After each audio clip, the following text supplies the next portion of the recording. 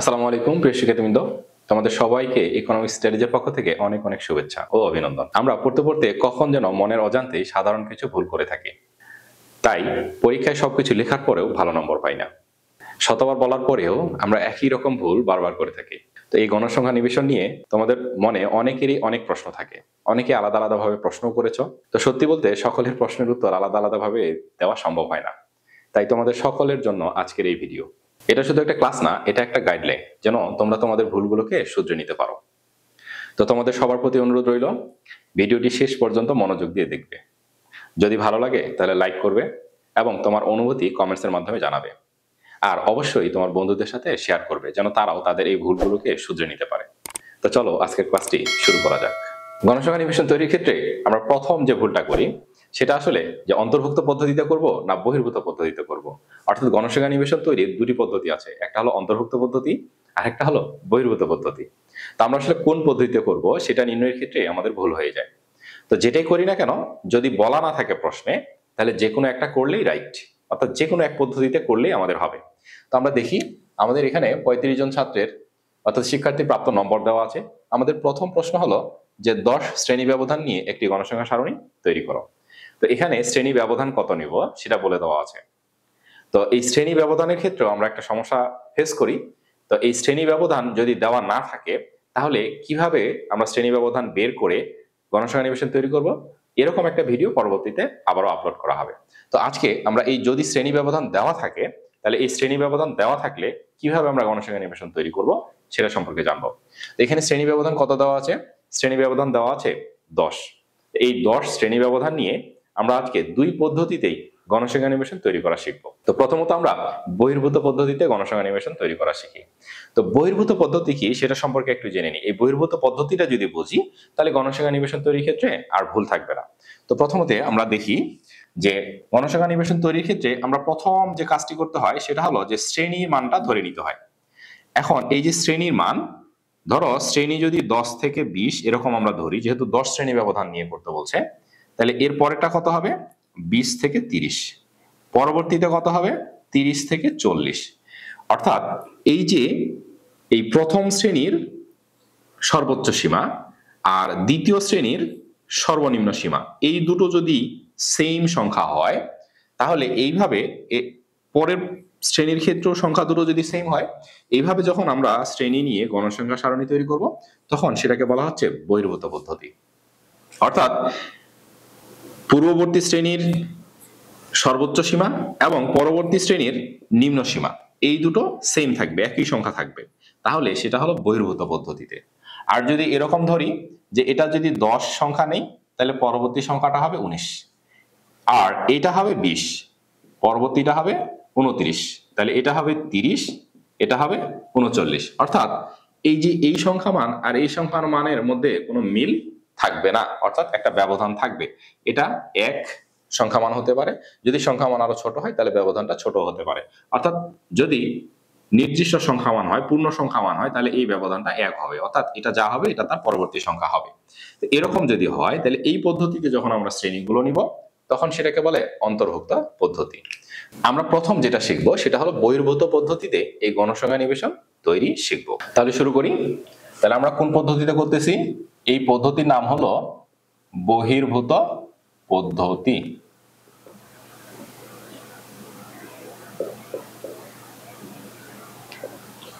বহির্ভূত পদ্ধতি। তাহলে আমাদের প্রথম কাজ হলো এই যে গণসংখ্যা নিবেশনে যে সংখ্যা মানগুলো দেওয়া আছে, সেই সংখ্যা মানগুলোর মধ্যে সর্বোচ্চ মানটাকে নির্ণয় করা, অর্থাৎ সর্বোচ্চ মান কোনটা সেটা খুঁজে বের করা। তাহলে আমরা দেখি এখানে এই সারিতে যদি দেখি, এটা যদি কলাম, এই কলামে দেখি 35, 15, 18, 22, 46, 52 আর 12। তাহলে এখানকার মধ্যে সর্বোচ্চ সংখ্যা মান হলো 12। এখানে দেখি, এখানে সর্বোচ্চ সংখ্যা মান হলো 72। আচ্ছা, এটাতে দেখি, এখানে সর্বোচ্চ সংখ্যা মান হলো 55, এটাতে 76, আর এটাতে সর্বোচ্চ সংখ্যা মান হলো 66। তাহলে আমাদের সর্বোচ্চ সংখ্যা মান কত? সর্বোচ্চ সংখ্যা মান হলো এই 76। তাহলে সর্বোচ্চ মান হলো 76। আচ্ছা, এই সংখ্যাগুলো আমরা বাংলাও লিখতে পারি, ইংরেজিতেও লিখতে পারি, সে বিষয়ে কোনো সমস্যা নেই। এবার আমরা দেখি আমাদের সর্বনিম্ন মানটা কত। সর্বনিম্ন মান, সর্বনিম্ন মান দেখি। এই সারিতে যদি দেখি তাহলে এখানে সর্বনিম্ন মান হলো 12, এখানে যদি দেখি তাহলে সর্বনিম্ন মান হলো 22, এখানে দেখলে সর্বনিম্ন মান হলো 15, আর এটাতে সর্বনিম্ন মান হলো 28, এটাতে যদি দেখি তাহলে সর্বনিম্ন মান হলো 47। তাহলে আমাদের সর্বনিম্ন সংখ্যা মান হলো এই 12। তাহলে সর্বনিম্ন মান হলো 12। তো এখানে একটা জিনিস এটা আমরা বের করতে পারি, নাও বের করতে পারি, সেটাকে বলে পরিসর। তো সর্বোচ্চ মান আর সর্বনিম্ন মানের ব্যবধানকে বলা হয় পরিসর। এটা থেকে এটা যদি বাদ দিই তাহলে কত থাকে, এখানে 4 আর এখানে থাকে 6, অর্থাৎ 64। পরিসর হলো 64। তাহলে আমাদের শ্রেণী ব্যবধান কত ধরতে বলছে? শ্রেণী ব্যবধান ধরতে বলছে 10। তাহলে শ্রেণী কয়টা হবে সেটা আমরা বের করে নিতে পারি, যে আমাদের শ্রেণী কয়টি হবে। তাহলে শ্রেণী সংখ্যা কিভাবে পাবো? এই যে পরিসরকে শ্রেণী ব্যাপ্তি দ্বারা ভাগ করতে হবে। পরিসর ভাগ শ্রেণী ব্যাপ্তি বা শ্রেণী ব্যবধান। তাহলে পরিসর হলো 64 আর শ্রেণী ব্যবধান হলো 10, ভাগ করলে আসবে 6.4, অর্থাৎ 7টি, অর্থাৎ শ্রেণী হবে আমার 7টি। তাহলে এই যে আমরা যে বহির্ভূত পদ্ধতিতে যে গণসংখ্যা নিবেশনটা তৈরি করব, এখানে আমাদের শ্রেণী হবে 7টি। আর শ্রেণী ব্যবধান কত হবে? শ্রেণী ব্যবধান হবে আমার 10, যেহেতু শ্রেণী ব্যবধান আমার এখানে বলে দেওয়া আছে। তাহলে এই 10 শ্রেণী ব্যবধান নিয়ে আমরা এই গণসংখ্যা নিবেশন তৈরি করব। তাহলে এই গণসংখ্যা নিবেশন তৈরির ক্ষেত্রে আমাদেরকে এই যে সারণী অর্থাৎ তালিকা তৈরি করতে হবে। প্রথম যেটা হবে সেটা হলো শ্রেণী। এরপরে যেটা হয় সেটাকে কি বলে? আমরা চিহ্নের মাধ্যমে যখন সংখ্যাগুলোকে দাগাবো সেটাকে বলে টেলি। আর এই টেলিটাকে যখন আমরা এই যে সংখ্যার মাধ্যমে প্রকাশ করব তখন সেটাকে বলা হচ্ছে গণসংখ্যা। তাহলে প্রথম কাজ হলো শ্রেণী। এখন এই যে শ্রেণী শুরু করব কোথা থেকে, অর্থাৎ কত সংখ্যা মান থেকে শ্রেণীটা শুরু করব, এই জায়গাটাতে আমরা ভুল করি। তো যখন আমরা বহির্ভূত পদ্ধতিতে করব তখন আমরা দেখি সর্বনিম্ন মানটা কত। তো সর্বনিম্ন মান কত? 12। তাহলে যেহেতু সর্বনিম্ন মান 12, আমরা 10 থেকেও শুরু করতে পারি, আবার 12 থেকেও শুরু করতে পারি। তো এরকম একটা সুবিধাজনক মান নিয়ে আমরা এটাকে শুরু করতে পারি। তাহলে আমরা যদি 10 দিয়ে শুরু করি, 10 দিয়েও শুরু করতে পারি। তাহলে 10 প্রথম সংখ্যা মান হবে 10। আচ্ছা, পরবর্তীতে সংখ্যা মানটা কত হবে? পরবর্তীতে সংখ্যা মানটা হবে 20। কেন? শ্রেণী ব্যবধান যেহেতু আমাদের 10 বলে দেওয়া আছে, তাহলে 10 থেকে 20। আবার আমরা কিন্তু এই 12 সংখ্যা মান থেকেও শুরু করতে পারতাম। এক্ষেত্রে বহির্ভূত পদ্ধতিতে যখন করব তখন সংখ্যা মান 1, 2 যদি কম ধরি শ্রেণীর শুরু মানটা, তাহলে তাতে কোনো অসুবিধা হয় না। ওটা হিসাবের সুবিধার্থে আমরা ধরে নিতে পারি। যেমন এটা সর্বনিম্ন সংখ্যা মান হলো 12, আমরা এটাকে 10 থেকে শুরু করতে পারি। চাইলে আমরা 12 থেকেও শুরু করতে পারি, 12 থেকে 22, 22 থেকে 32 এভাবেও নিতে পারি। যদি হিসেবের সুবিধার্থে আমরা 10ও নেই তাতেও কোনো অসুবিধা হবে না। তাহলে আমরা হিসেবের সুবিধার থেকে 10 থেকে 20 নিলাম। তাহলে এবার কত নিব? 20 থেকে 30, 30 থেকে 40, 40 থেকে 50, 50 থেকে 60, 60 থেকে 70, আর 70 থেকে 80। এই আমাদের শ্রেণী মানগুলো নেওয়া হয়ে গেল। সর্বোচ্চ সংখ্যা মান কত? 76। 76-এর চেয়ে বেশি আসছে সংখ্যা মান 80। তাহলে এরপরে আমাদের আর লাগবে না। তাছাড়া আমরা দেখি আমাদের শ্রেণী সংখ্যা কয়টা হওয়ার কথা? 7টা। 1, 2, 3, 4, 5, 6, 7টা। 7টা শ্রেণী আমাদের হয়ে গেছে। এবার আমরা কি করব? এবার আমাদের যে সংখ্যা মানগুলো দেওয়া আছে এই সংখ্যা মানগুলো এখানে ট্যালির মাধ্যমে প্রকাশ করব। তাহলে আমাদের প্রথম সংখ্যা মান কি দেওয়া আছে? 35। তাহলে এই সংখ্যা মানটা আমরা নিয়ে নেই। তাহলে এই 35 সংখ্যা মানটা এই যে শ্রেণী সংখ্যা মানগুলো আছে এই শ্রেণী সংখ্যাগুলোর মধ্যে কোন শ্রেণীতে পড়বে? এই যে 30 থেকে 40 এর মধ্যে 35 পড়ে। তাহলে এই বরাবর আমরা একটা দাগ দেব, এই ছোট একটা দাগ দেব, এটাকে বলে ট্যালি চিহ্ন। তাহলে এই 35 সংখ্যা মান আমাদের নেওয়া হয়ে গেছে। এরপরে আমরা নিব কত? 36। তাহলে এভাবে আমরা যদি একটা সংখ্যা নেওয়ার পরে কোশ্চিনে দাগ দিয়ে দেই বা কেটে দেই তাহলে আমরা হিসেব করতে পারবো, অর্থাৎ সুবিধা মতো যে আমরা কতদূর সংখ্যা পর্যন্ত কাউন্ট করলাম সেটা হিসেব করতে পারবো। আর যদি দাগ বা চিহ্ন না দেই, যদি কখনো অন্যমনস্ক হয়ে পড়ি তাহলে কিন্তু ভুলে যাব যে কোথা থেকে আসলে গণনা করছি। এই জন্য যতদূর পর্যন্ত গণনা করব, যে সংখ্যাগুলোকে কাউন্ট করব যখন, সেই সংখ্যাটাকে টিক দিয়ে রাখবো অথবা ক্রস চিহ্ন দিব অথবা সার্কেল করে দিব, তাহলে হিসেবে আর ভুল হবে না। তাহলে এবার আমরা এই 36 সংখ্যা মানটা নিব। তো 36 সংখ্যা মান কত পড়ছে? 30 থেকে 40 এর মধ্যে পড়তেছে, তাহলে এই জায়গায় একটা টেলি দিলাম। তো টেলি দেওয়ার ক্ষেত্রেও কিন্তু একটা নিয়ম আছে, সেটা হলো কি যে যখন 4টা টেলি হবে এরপরে পঞ্চম টেলিটা কিন্তু ক্রস আকারে দিতে হয়, এটাও খেয়াল রাখতে হবে, এটা যেন আমরা ভুল না করি। এরপরে তৃতীয় সংখ্যা মান হলো 29। 29 কোথায় পড়বে? 20 থেকে 30 এই জায়গায় হলো 29, এখানে একটা টেলি দিলাম। এটা হলো 28, 28 এই জায়গায় হবে, এখানেও একটা টেলি দিলাম। এরপরে হলো 66, 66 কোথায় পড়বে? 60 থেকে 70 এর মধ্যে, এই জায়গায় হলো 66। এরপরে 15 অর্থাৎ 15, 10 থেকে 20 এর মাঝে হলো 15, এই একটা টেলি দিলাম। এরপরে সংখ্যা মান হলো 33, 33 কোথায় পড়বে? 30 থেকে 40 এর মাঝে, এই হলো 33। এরপরে 20, 20 কোথায় পড়বে? আচ্ছা, একটা জিনিস খেয়াল করতে হবে এবার, যেটা আমরা ভুল করে থাকি, এই 20 সংখ্যা মান এখানেও আছে, 20 সংখ্যা মান এখানেও আছে, আসলে আমরা কোনটা দেখে নিব? 20 সংখ্যা এখানেও আছে, 20 সংখ্যা এখানেও আছে, তা আমি এখন 20 কি এই ঘরে ট্যালি করব নাকি এই ঘরে ট্যালি করব? কোন ঘরে ট্যালি করব? এই বহির্ভূত পদ্ধতিতে যখন আমরা এই ট্যালি করব বা গণসংখ্যা নিবেশন তৈরি করব, তখন আমাদেরকে এটা খেয়াল রাখতে হবে যে একটা সংখ্যা মান যখন দুই শ্রেণীতে পড়বে, তখন অবশ্যই আমরা এই যে নিম্ন শ্রেণী মান, এই যে এই পাশের সংখ্যা মানগুলোকে বলে নিম্ন শ্রেণী মান, আর এই পাশের গুলোকে বলে উচ্চ মান।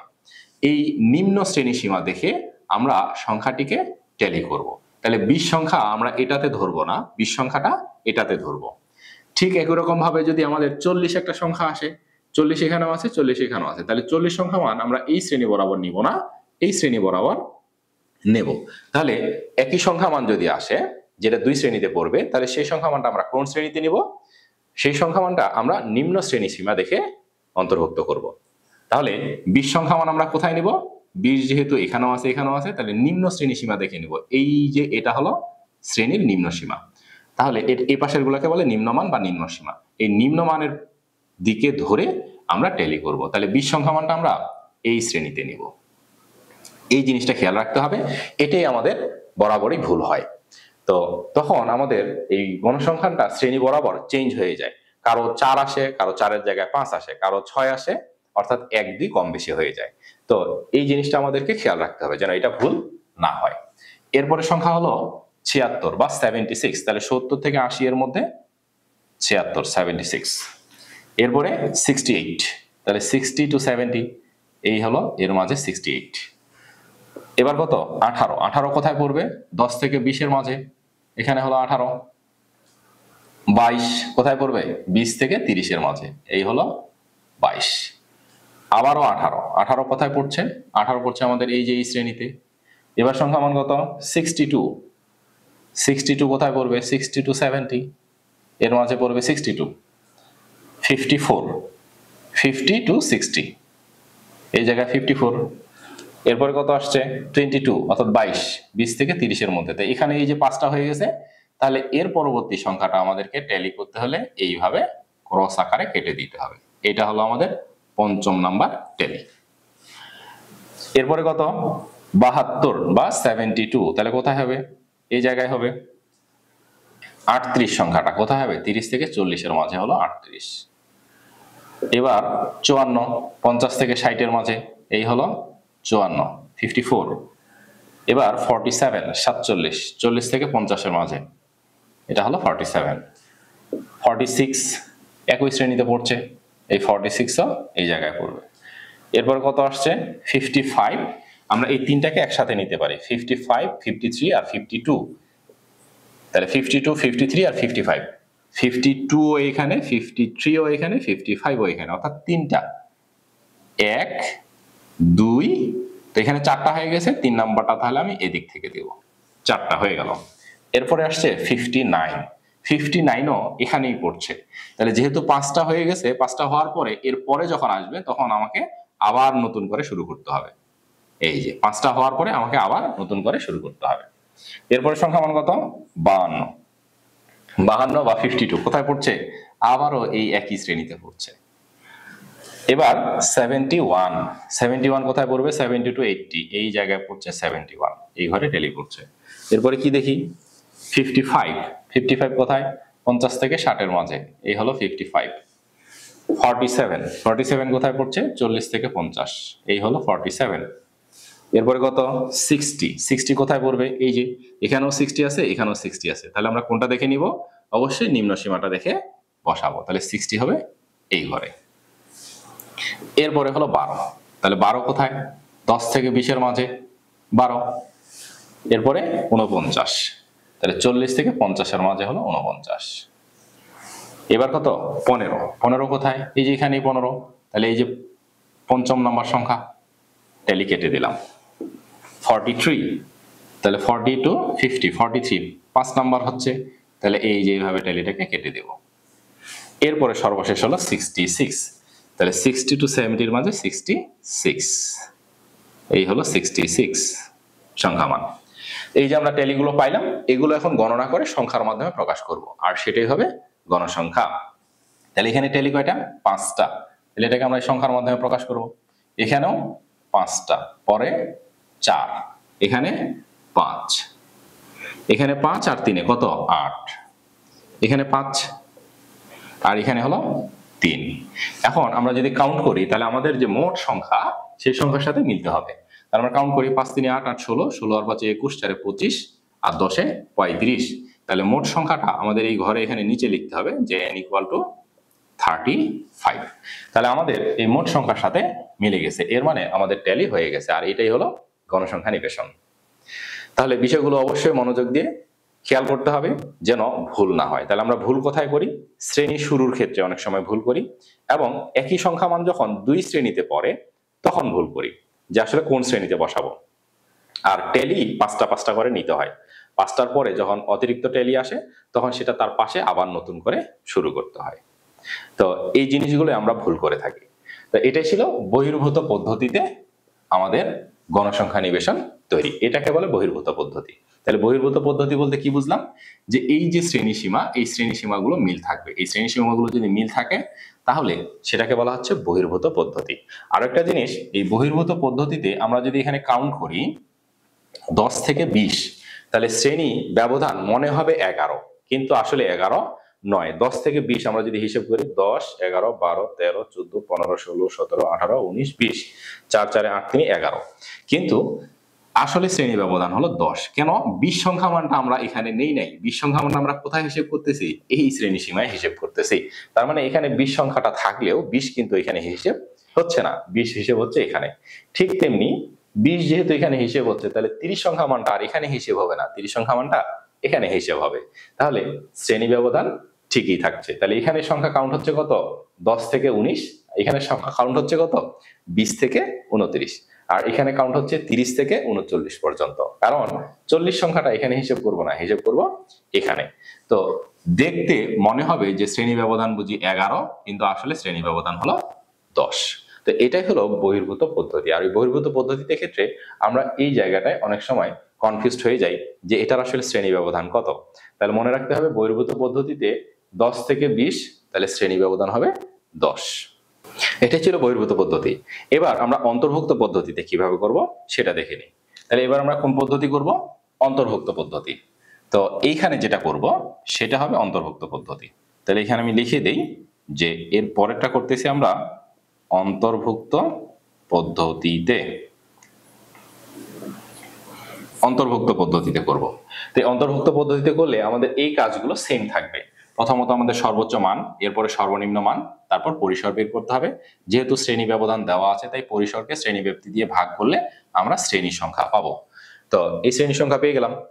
এখন বহির্ভূত পদ্ধতিতে আমরা কি করলাম যে আমাদের সবচেয়ে ছোট সংখ্যা ছিল হলো 12, আমরা শুরু করলাম 10 থেকে। কিন্তু অন্তর্ভুক্ত পদ্ধতিতে আর এরকম কাজটা করা যাবে না। অন্তর্ভুক্ত পদ্ধতিতে আমাদেরকে সর্বনিম্ন যে সংখ্যা মান আছে সেই সর্বনিম্ন সংখ্যা মানটা থেকেই শুরু করতে হবে, তাহলে আর কোনো রকম ভুল হওয়ার সম্ভাবনা থাকবে না।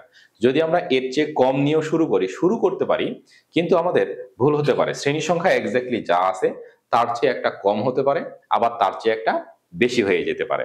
আর যদি আমরা সর্বনিম্ন যে সংখ্যা মানটা আছে সেই সংখ্যা মানটা থেকে শুরু করি, তাহলে আমাদের শ্রেণী সংখ্যা এক্স্যাক্টলি যা আসছে ঠিক তাই থাকবে। যদি আমরা এখানে যেমন সবচেয়ে ছোট সংখ্যা 12, যদি 10 দিয়ে শুরু করি অর্থাৎ 1 বা 2 কম নিয়ে শুরু করতে পারি, কিন্তু সেক্ষেত্রে শ্রেণীর সংখ্যা কম বেশি হয়ে যেতে পারে। এই জন্য আমরা এটা জিনিস খেয়াল রাখবো যে অন্তর্ভুক্ত পদ্ধতিতে যখন করব তখন সবচেয়ে ছোট যে সংখ্যা অর্থাৎ সর্বনিম্ন যে মান, সেই সর্বনিম্ন মানটা দিয়েই শুরু করব শ্রেণী। তাহলে আমাদের সর্বনিম্ন মান শ্রেণী মানটা কত? 12। তাহলে আমরা এখানে 12 দিয়ে শুরু করব। তাহলে 12, তো 12 থেকে কত হবে? আমাদের শ্রেণী ব্যবধান কত? শ্রেণী ব্যবধান কিন্তু 10। তাহলে 12 থেকে 22 হওয়ার কথা, কিন্তু 12 থেকে 21 পর্যন্ত হবে। তো এটা দেখে মনে হবে 9, কিন্তু আসলে 10। কিভাবে আমরা হিসাব করি? 1 2 3 4 5 6 7 8 9 10 এখান পর্যন্ত। তাহলে 12 থেকে যদি হিসাব করি 12 13 14 15 16 17 18 19 20 21, এই 21 পর্যন্ত আসছে। তাহলে আমরা গুণে দেখি, 4 4 8 2 10 হচ্ছে। তার মানে এইখানে 12 সংখ্যাটাও হিসেব হবে এবং 21 সংখ্যাটাও হিসেব হবে। এখানে দুটো সংখ্যা হিসেব হবে, কিন্তু এখানে কিন্তু 10 হিসেব হয়েছে, কিন্তু 20 হিসেব হয়নি। 20টা তার পরের শ্রেণীতে হিসেব হয়েছে। আর এখানে এই অন্তর্ভুক্ত পদ্ধতিতে এই শ্রেণী 12 সংখ্যাটাও কাউন্ট হবে, 21 সংখ্যাটাও কাউন্ট হবে। পরের শ্রেণীটা শুরু হবে 22 সংখ্যা দিয়ে। এটাই হলো অন্তর্ভুক্ত পদ্ধতি। তাহলে 22 থেকে কত হবে? 22 10 32 হয়, কিন্তু হবে 31 পর্যন্ত। তাহলে পরেরটা কত হবে? 32 থেকে 41, 42 থেকে 51, 52 থেকে 61, আর 62 থেকে 71, 72 থেকে 81। তাহলে 1 2 3 4 5 6 7, এই যে 7টা শ্রেণী মানেই আমাদের ঠিক আছে। তাহলে অন্তর্ভুক্ত পদ্ধতি কি? যে সর্বনিম্ন সংখ্যা মানটা দিয়ে শুরু করব, শ্রেণী ব্যবধান যা বলা থাকবে তার চেয়ে 1 কম যোগ করে পরের শ্রেণীটা বসাবো। তাহলে 12, শ্রেণী ব্যবধান বলছে 10, তাহলে 12-র সাথে আমি 9 যোগ করব। 9 যোগ করলে 12 9 21। তাহলে এখানে যেহেতু 21, এখানে আর 21 লিখবো না, এখানে 22 থেকে শুরু করব, পরবর্তী সংখ্যা দিয়ে শুরু করব। এখন এটাকে অন্তর্ভুক্ত বলার কারণ কি? বলার কারণ হলো যে এখানে 12 সংখ্যা মানটাও এই শ্রেণীতে পড়বে, 21 সংখ্যা মানটাও এই শ্রেণীতে পড়বে, এর বাইরে কোনো শ্রেণীতে আর পড়বে না। এই জন্য এই 12 থেকে 21-এর মধ্যে সকল সংখ্যা মান এই শ্রেণীর অন্তর্ভুক্ত হবে। এই জন্য এটাকে বলা হচ্ছে অন্তর্ভুক্ত পদ্ধতি। আর এটাকে বহির্ভূত বলতেছি কেন? এখানে সংখ্যা মান আছে 20, কিন্তু এইটা এই শ্রেণীতে পড়বে না, এর বাইরের একটা শ্রেণীতে পড়বে। এই জন্য এটার নাম হলো বহির্ভূত পদ্ধতি। এই অন্তর্ভুক্ত পদ্ধতিতে শ্রেণীর যে সর্বনিম্ন মান আর সর্বোচ্চ মান আছে, সেই দুই সংখ্যা মান সহ এর মধ্যে যত সংখ্যা আছে সেই সবগুলো সংখ্যা এর অন্তর্ভুক্ত হবে। এটাই হলো অন্তর্ভুক্ত পদ্ধতি। আবারও বলছি কি? তাহলে সর্বনিম্ন সংখ্যা দিয়ে শুরু করব এবং শ্রেণী ব্যবধান যত বলা থাকবে তার চেয়ে 1 কম যোগ করে এর সাথে এই শ্রেণীমানটা হবে, আর এটা তার পরবর্তী সংখ্যা থেকে শুরু হবে। তাহলে 12, যেহেতু শ্রেণী ব্যবধান 10, তাহলে 12-র সাথে 9 যোগ করব, 12 9 21, এটা শুরু হবে 22, 22 9 31, এটা হবে 32, 32 9 41। তাহলে 32 থেকে 41, শ্রেণী ব্যবধান কিন্তু 10। কেন? 32 সংখ্যাটাও এখানে হিসেব হবে, 41 সংখ্যাটাও এখানেই হিসেব হবে। এটাই হলো অন্তর্ভুক্ত পদ্ধতি। এখন ট্যালি করব আবার আগের নিয়মে। তাহলে আমরা দেখি, প্রথমত হলো 35, তাহলে 35 সংখ্যা মান কত পড়বে 32 থেকে 41 এর মধ্যে? এই হলো 35। এরপরে হলো 36, 36 এখানে। এবার আমরা একটু দ্রুত করি, 28 29, দুটোই কোথায় পড়বে? 22 থেকে 31 এর মধ্যে। 28 29 দুটো পড়লো। এরপরে হলো 66, 66 কোথায় পড়বে? 62 থেকে 71 এর মধ্যে। এরপরে 15, 15 কোথায় পড়ছে? 12 থেকে 21 এর মধ্যে। 33 এবং 20, দুটো সংখ্যা মান নেই। 33 কোথায় পড়বে? 33 এটাতে। 20 কোথায় পড়বে? 20 এটাতে পড়বে। 76 এবং 68, তো 76 কোথায় পড়বে? 76 পড়বে এটাতে। 68 কোথায় পড়বে? 68 পড়বে এটাতে। 18 এবং 22, দুটো সংখ্যা নেই, তাহলে 18 কোথায় পড়বে? এখানে পড়বে 18, আর 22 পড়বে এখানে। তো আমি দুটো দুটো করতেছি, তোমরা একটা একটা করেই করবে, দুটো দিয়ে করতে গিয়ে আবার ভুল করো না। এরপরে হলো 18 এবং 62, তাহলে 18 কোথায়? 18 হলো এখানে, আর 62 হলো এই যে এখানে। যে দেখো এই 62 সংখ্যা এখানেই পড়ছে, 62 সংখ্যা কিন্তু আর অন্য কোথাও নাই, 62 হলো এখানে। এরপরে হলো 54, 54 কোথায় পড়ছে? 52 থেকে 61 মাঝে। এরপরে হলো 22 এবং 72, তাহলে 22 কোথায়? এই যে এখানে। 22 সংখ্যা মান কেবলমাত্র এখানে, আর অন্য কোথাও নাই। এরপরেটা হলো 72, 72 সংখ্যা মান কেবল এখানেই, আর অন্য কোনো শ্রেণীতে নাই, তাহলে 72 এখানে দিয়ে দিলাম। এরপর হলো 38 আর 54, 38 কোথায়, 32 থেকে 41 এর মধ্যে 38, আর 54 52 থেকে 61 এর মধ্যে হলো 54। এরপরে হলো 47, তো 47 কোথায়, 42 থেকে 51 এর মধ্যে 47। এরপরে 46 এবং 55, 46 কোথায়, এই হলো এর মধ্যে 46, আর 55, 55 কোথায়, এই শ্রেণীতে 52 থেকে 61 এর মাঝে।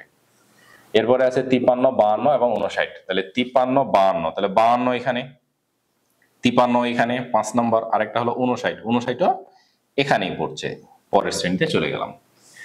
52 এবং 71, তাহলে 52 কোথায়, এই যে 52 এখানে, 52, 71 কোথায়, 71 এই যে এখানে, এই যে এটা উপরের সীমা বরাবরই বসছে, কারণ 71 আর অন্য কোথাও নাই। আচ্ছা, এরপরে কি আছে, 55 আর 47, তাহলে 55 কোথায়, এই জায়গায় 55, 47 কোথায়, এই জায়গায় 47, 60, 60 কোথায়, এই যে 61 করে 52 থেকে 61 এর মধ্যে। 12 এবং 49, তাহলে 12 এই যে এখানে 12, 49 কোথায়, 42 থেকে 51 এর মাঝে।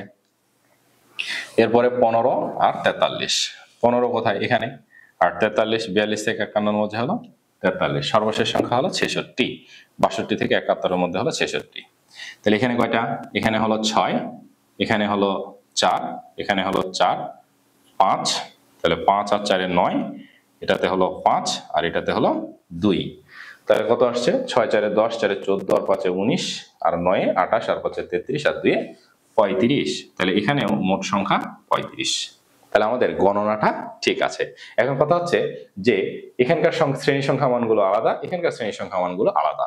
তাই অন্তর্ভুক্ত পদ্ধতিতে যদি করি তাহলে প্রত্যেক শ্রেণী বরাবর যে সংখ্যা মান, বহির্ভূত পদ্ধতিতে যদি করি তাহলে প্রত্যেক শ্রেণী সংখ্যা বরাবর যে সংখ্যা মান এগুলো সেম নাও হতে পারে, 1 2 কম বেশি হতে পারে। তবে তুমি যেটাই করো না কেন সেটাই রাইট। তুমি যদি বহির্ভূত পদ্ধতিতে করো তাহলে লিখে দিবে এটা বহির্ভূত পদ্ধতিতে করেছ, আর যদি অন্তর্ভুক্ত পদ্ধতিতে করো তাহলে অবশ্যই অন্তর্ভুক্ত পদ্ধতি শব্দটা লিখে দিবে শুরুতেই, যে অন্তর্ভুক্ত পদ্ধতিতে গণসংখ্যা নিবেশন তৈরি করা হলো, এটা শুরুতেই লিখে দিবে। তাহলে কেউ যদি বহির্ভূত পদ্ধতিতে করে তাহলে তার অ্যান্সার আসবে এগুলো, আর কেউ যদি অন্তর্ভুক্ত পদ্ধতিতে করে তাহলে তার অ্যান্সার আসবে এগুলো। এতে কোনো সমস্যা নেই, দুটোই রাইট হবে। তো এভাবে আসলে আমাদেরকে গণসংখ্যা নিবেশন তৈরি করতে হয়। আমরা কেউ এই পদ্ধতিতে করি, কেউ এই পদ্ধতিতে করি। দেখি যে ওর সাথে আমার উত্তর মিলছে না, যখন মিলে না তখনই আমরা কাটাকাটি শুরু করে দিই। তা আসলে আমরা এই জিনিসটা খেয়াল করি না যে অন্তর্ভুক্ত পদ্ধতি আর বহির্ভূত পদ্ধতি দুটো ভিন্ন পদ্ধতি। দুই পদ্ধতিতে করলে শ্রেণী বরাবর যে গণসংখ্যা মানগুলো এগুলোর ভিন্নতা আসতেই পারে, এগুলোর ভিন্নতা থাকবে, এটাই স্বাভাবিক। এই জন্য এখানকার সংখ্যা মান আর এখানকার শ্রেণী সংখ্যা মানগুলো ভিন্ন ভিন্ন, তবে দুটোই রাইট। এটাই ছিল আমাদের গণসংখ্যা নিবেশন তৈরির দুটি পদ্ধতি, একটা হলো অন্তর্ভুক্ত পদ্ধতি আর একটা হলো বহির্ভূত পদ্ধতি। তো আজকে আমরা শিখলাম যে যখন শ্রেণী ব্যবধান দেওয়া থাকবে, তো শ্রেণী ব্যবধান দেওয়া থাকলে আমরা অন্তর্ভুক্ত এবং বহির্ভূত পদ্ধতিতে দুই পদ্ধতিতেই আমরা এই গণসংখ্যা নিবেশন তৈরি করতে পারি। তো যখন শ্রেণী ব্যবধান দেওয়া থাকবে না, তো শ্রেণী ব্যবধান যখন দেওয়া থাকবে না তখন বলা থাকবে যে উপযুক্ত শ্রেণী ব্যাপ্তি নিয়ে গণসংখ্যা নিবেশন তৈরি করো। তো যখন শ্রেণী ব্যবধান দেওয়া থাকবে না আর বলা থাকবে উপযুক্ত শ্রেণী ব্যবধান নিয়ে গণসংখ্যা নিবেশন তৈরি করো, তো সেই উপযুক্ত শ্রেণী ব্যবধান নিয়ে কিভাবে গণসংখ্যা নিবেশন তৈরি করা যায় সেটা নিয়ে পরবর্তী ক্লাসে তোমাদের সামনে হাজির হব। তো আজকের ক্লাসটি যদি তোমাদের ভালো লাগে তাহলে অবশ্যই লাইক করবে এবং তোমাদের অনুভূতি কমেন্টসের মাধ্যমে জানাবে, আর বন্ধুদের সাথে শেয়ার করতে ভুলবে না। তো আজকে এখানে শেষ করি, ভালো থাকবে সবাই, আল্লাহ হাফেজ।